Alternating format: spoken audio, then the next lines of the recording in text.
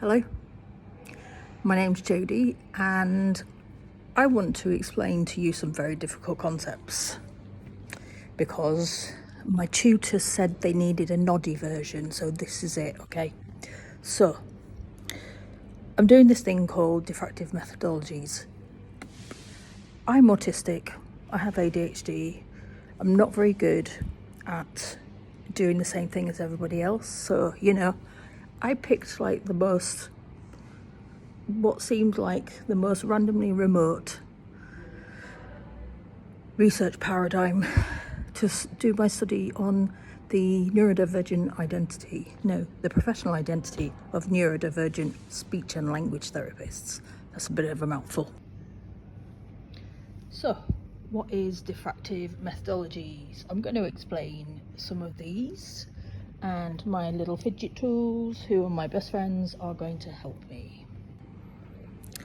So basically, diffractive methodologies is a methodology. Well, it's not really a methodology, it's a way of looking at or unlooking a very upside down way of turning your qualitative research upside down. We talk about outside the box thinkers. Well, my supervisor said, I've gathered you have a non-linear brain. Let's go with that. I'm so lucky. That was really nice of them to, let me do my thing. Anyway, first thing, diffractive reading then. What is it? Okay, diffractive methodologies is basically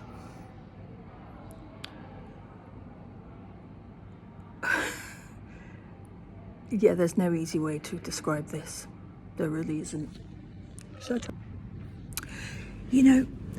I think I need to start with one of these other concepts on here, agential realism. Okay. Agential realism, so it's got the word agent in it. And if you think of like when we do experiments, we think about agents, so things that, we're looking at cause and effect quite often, aren't we? So an agent might be something, a thing, a variable. So we might call that, it's the matter or the subject, the topic that we're looking at.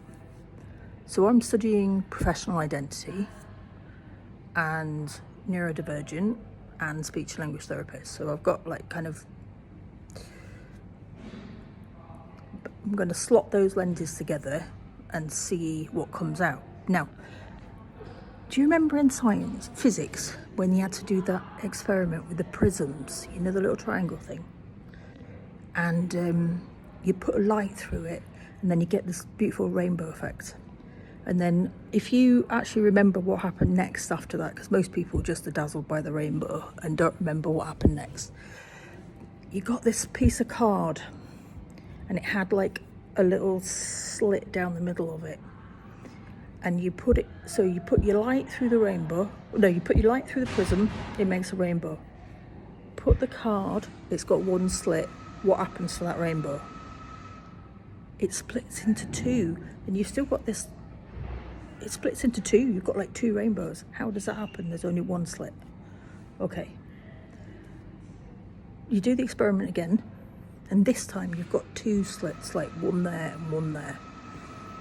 And what's going to happen? Okay. Well, we had two rainbows last time.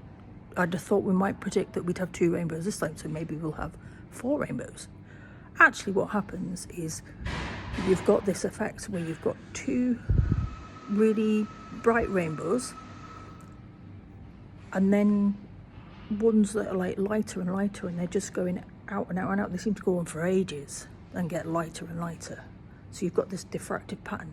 You know what's really weird though? You've got two holes and you've got the lights going down the middle, but the white light comes out the other side. How does that happen when there's like a physical barrier in the way? Crazy. Okay, if you know the science, you'll have that sus. Sorry, I've just noticed that I'm very sweaty today. Anyway, so that's so agential realism then says actually it's not just that those diffractive patterns, in science we might call them the phenomena, the things that, you know, we look at, we study phenomena. So I'm studying the professional identity of neurodivergent speech and language therapists because lots of people in the peer support group I run say, I don't feel like I fit in this position, I don't feel like I belong, I'm not sure if this is the right career for me. You know, and people are really struggling. And, you know, why is that? What's going on? That's like a phenomenon, isn't it? Like, how come, you know, I thought it was just me, but when I set up the group, it was like everybody, like 80% of us feel the same way. It's a bit shocking. There's a little bit of a pattern. So, you know, so I wanted to look at this through professional identity because I think, you know, having a strong identity with the profession that you have trained in is part of what gives you that job satisfaction, and you know, keeps you in your job. You keep coming to work, don't you, because you love it. But if you don't feel like this is the right place for you, then of course you're going to want to leave. So a gentle, right, I've gone the really, really long way around here. What a gentle realism is basically saying is, if we only looked at it at this, I'm going to call it the rainbow experiment. You know, it's actually the double slit experiment with the prism. If you just looked at that through human experience, you might come up and say, wow, God has created this. God created the rainbows. Or, you know, or it's a trick of the light, or, you know, you might explain it by, you know, through your culture. Or you might look at it through the lens of, you know, what's caused that. Not my magic hands made it happen, but actually there was something, an object, and when those two things came together, it was only when those two things came together in exactly the right place that this phenomenon kind of came out. So that makes me, so that starts you thinking, well, what are those conditions that are making speech and language therapists feel like they don't belong? I mean, obviously I'm not going to answer that right now because it's really, really complex, but we can look at it through lots of different lenses. Now, I've been having to think about my professional identity as a neurodivergent speech and language therapist, and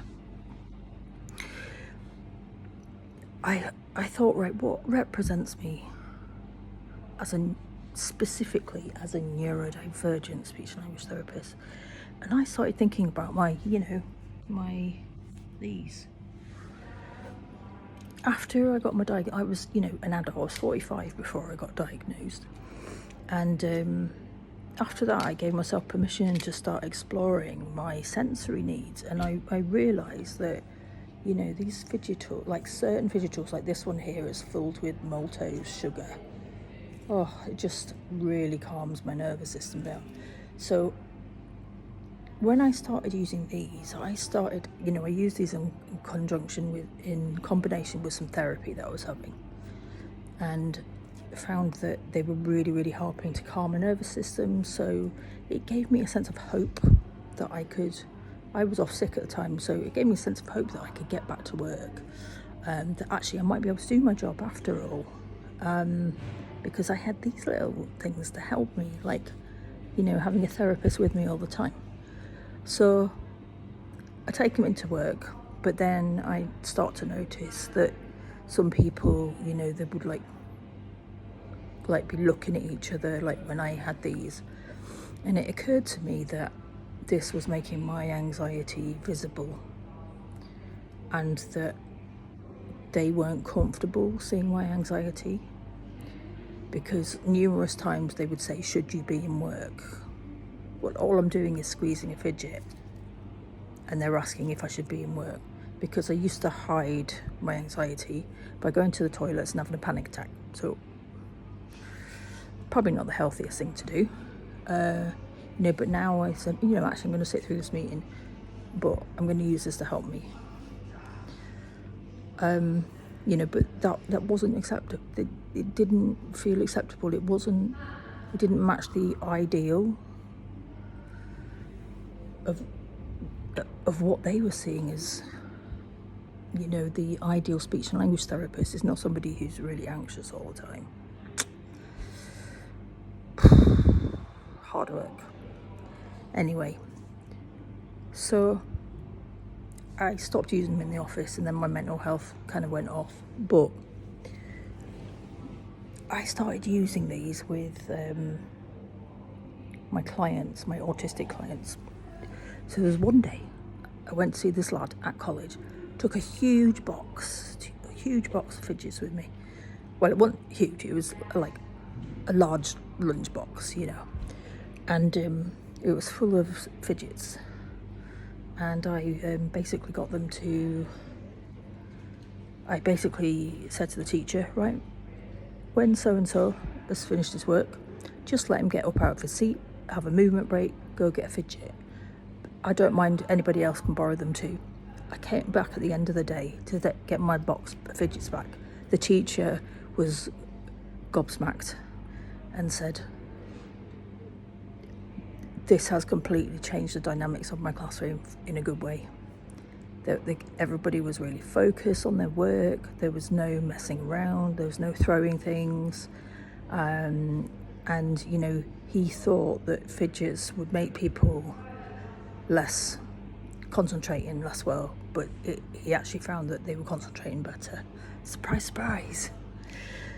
So that kind of changed my relationship with them again, because then I started to realize the value of the tools I was finding helpful as an autistic person, and that my clients were also finding value in them as well. So then that just became basically that's all I do now. I just have a big box of fidgets, go do an assessment with a box of fidgets,